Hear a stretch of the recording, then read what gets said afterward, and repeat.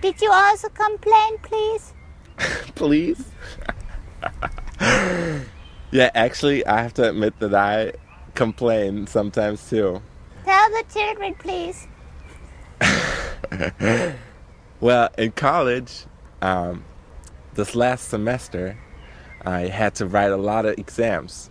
And I knew that God had put me into college, and I knew that it was good that I was in college. So the time came up when I had to write these exams, and people would ask me, "So, Arnold, how are you doing?"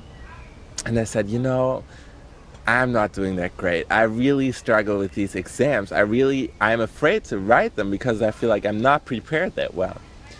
And this one night in church, I told a friend of mine, and after that, I felt this wasn't right. I'm complaining because God told me He would help me, but I don't trust Him. Instead, I'm telling everybody that, I don't know how to manage all of this, and that I'm not happy with the situation.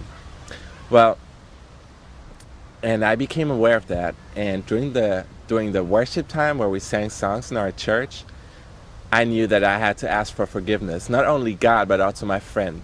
So I walked up to her and I said, I'm sorry that I said this. I'm sorry that I didn't trust in God and told you all about this. And so we prayed together, and I wrote the exams a few weeks later, and they all out to be really good. And I was so thankful, and I was really sorry that beforehand I didn't trust in God, but complained instead. Oh, yes. That's good. And I think now comes the song, and then comes the exciting biblical story. Don't you think so? Yeah, I think so too. I think you're right. Is that in Israel again? That is in the desert again, actually. Welcome to another exciting biblical story.